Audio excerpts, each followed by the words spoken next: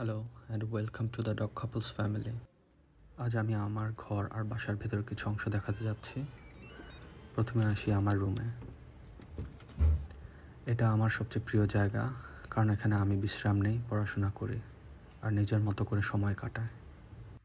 এখানকার ডরমেটরি রুমগুলো বলতে পারেন অনেকটা 1 স্টার 2 স্টার হোটেল রুমের মতোই।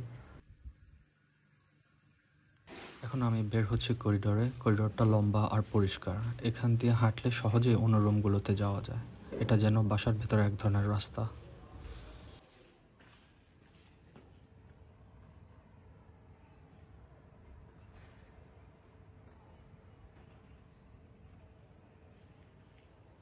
লিফট থেকে বের হলেই এখানে কিছু ছবি দেখা যায়। ছবিগুলো হচ্ছে অতীতে যারা এখানে থাকতো তাদের কিছু ওল্ড মেমোরিজ ফ্রেম ওয়ার্ক করে এই দেয়ালটাতে সুন্দর করে অ্যাটাচ করে রাখা।